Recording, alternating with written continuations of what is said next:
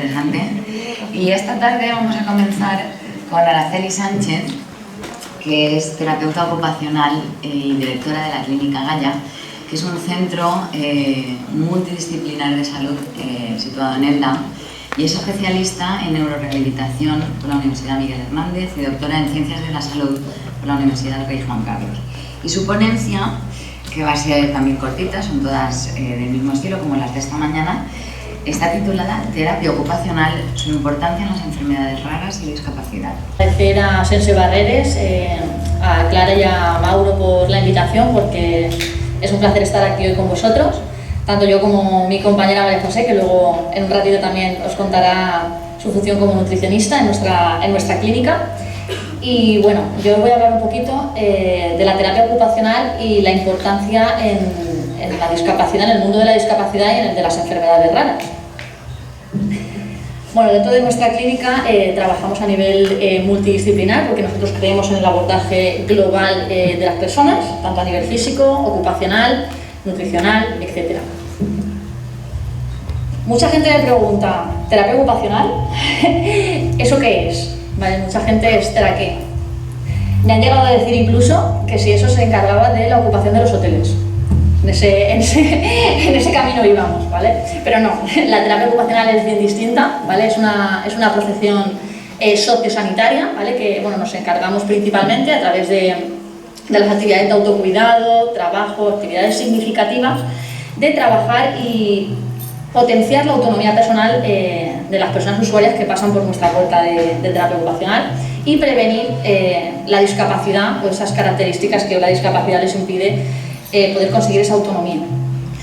Trabajamos a nivel del entorno, en las propias capacidades de la persona y también potenciamos con la propia familia y el entorno principal de las personas que vienen a vernos. Podemos trabajar en multitud de ámbitos. Algunos de los que os he puesto aquí, por ejemplo, en el caso de las drogodependencias, la atención temprana, cuando llega un diagnóstico temprano en un niño con discapacidad, realmente pues, muchas veces a los papás se les abre un mundo y con la terapia ocupacional somos clave en el desarrollo de patologías neurológicas, donde podemos encontrar el daño cerebral, las enfermedades neurodegenerativas, como puede ser, por ejemplo, la enfermedad de Alzheimer, donde aparece un déficit o unas dificultades para que esas personas puedan valerse en su día a día. Nosotros, al final, dentro de la terapia ocupacional, potenciamos lo que se denomina el envejecimiento activo, la participación, la ocupación, para prevenir ese deterioro asociado a la edad. ¿Cuáles son mis funciones en un centro de personas con discapacidad? Los terapeutas ocupacionales realizamos una evaluación y valoración global de la persona, de sus capacidades y limitaciones en su entorno, y elaboramos en base a eso un programa individualizado con unos objetivos por y para la persona, acordes a las necesidades del mismo. Realizamos un entrenamiento y una reeducación específica en las actividades de la vida diaria para que sea capaz de realizarlas lo más independientemente posible, y aparte de eso también valoramos y prescribimos los denominados productos de apoyo. Un ejemplo sería una persona que tiene un temblor debido a una enfermedad de Parkinson, donde el temblor es un síntoma bastante característico. Prescribimos una cuchara con un poquito de peso para conseguir que realice ese movimiento de forma autónoma, porque el peso disminuye el temblor, por ejemplo. Y le enseñamos a utilizar esa cuchara para que pueda comer por sí mismo. También nos encargamos de realizar programas de integración sensorial, que es un modelo propio de la terapia ocupacional, donde nos encargamos de dar esa respuesta adaptativa al entorno. Si una persona no percibe correctamente los estímulos del entorno, difícilmente va a poder responder de forma autónoma. Si yo, por ejemplo, me da repelús ponerme una camiseta porque la textura me pone nerviosa, tengo un problema de integración sensorial y voy a tener problemas para vestirme. Entonces trabajamos desde el déficit para conseguir esa autonomía. Como os comentaba, eliminamos todas esas barreras arquitectónicas que tenemos, adaptamos el hogar para que puedan realizar sus actividades del día a día. Pues a lo mejor, por ejemplo, en un baño, cuando entramos con la silla de ruedas, a veces no llega para ver el espejo, pues simplemente con inclinar un poquito el espejo, esa persona ya puede realizarse el aseo de forma autónoma, por ejemplo. También realizamos un trabajo de orientación laboral y adaptación del puesto de trabajo para que una persona con discapacidad intelectual pueda desempeñarse. Y aparte también, como profesional sanitario, trabajamos en la realización de programas de promoción de la salud y los hábitos saludables. Eso es un poquito a nivel general lo que es las funciones que realizamos. ¿Cómo es nuestro protocolo de intervención? Realmente realizamos una valoración funcional mediante escalas donde valoramos cuál es su desempeño en las actividades básicas de la vida diaria, cómo se viste, qué problemas tiene para vestirse, es capaz de comer solo, qué problemas tiene para el aseo personal. En base a lo que valoramos mediante escalas y mediante la observación en el domicilio de la persona, que es donde realizamos principalmente las actividades de la vida diaria, establecemos unos objetivos personalizados para conseguir esa autonomía a través de un programa de intervención por y para el usuario. No obstante, aparte de trabajar en la propia sala de terapia ocupacional del centro donde trabajamos, es de vital importancia trabajar en el domicilio y el entorno natural de las personas, que es donde realizamos nuestras actividades del día a día. Lo ideal no es trabajar en la sala de terapia ocupacional el manejo del dinero, sino irme al supermercado con el usuario y trabajar realmente el manejo del dinero en su entorno natural, ¿vale? ¿Cómo valoro a una persona?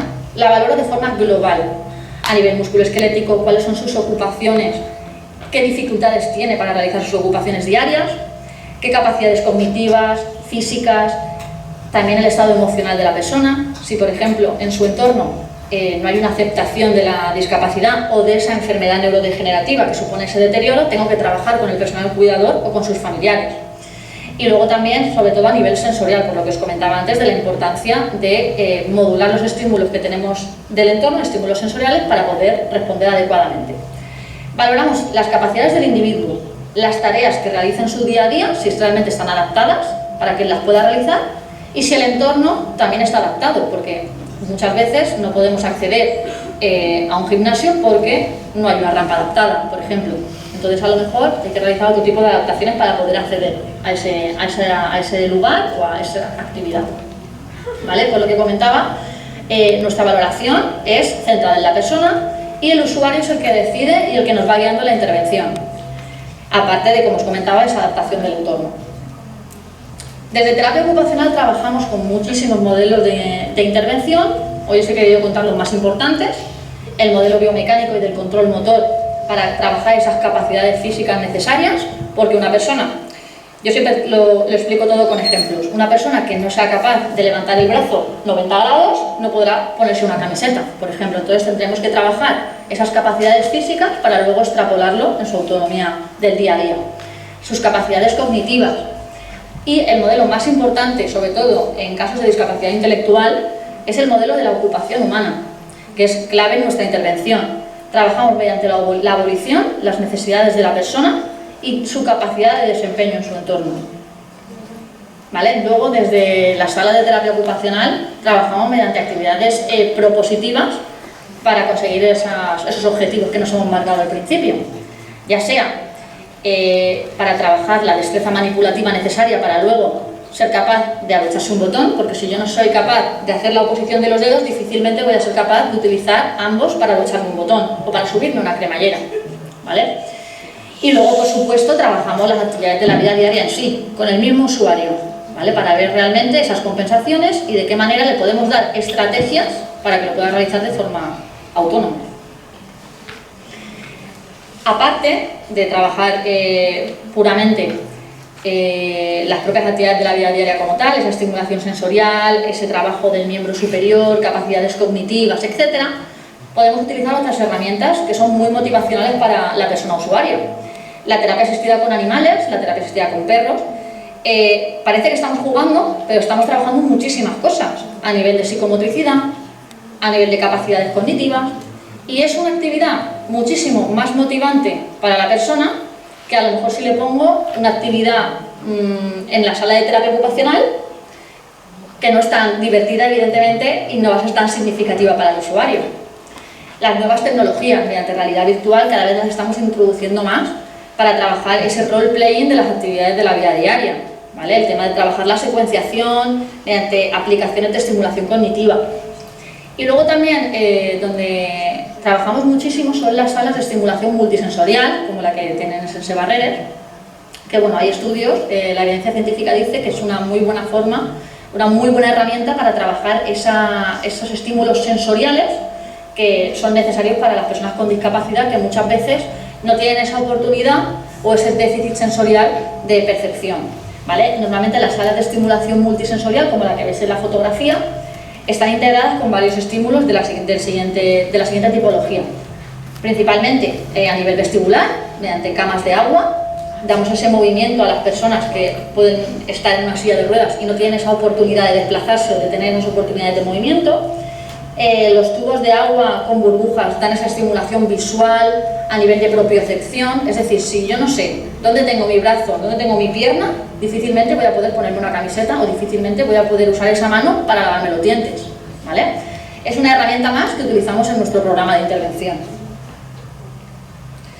Como os comentaba, el trabajar con el entorno desde terapia ocupacional es importantísimo.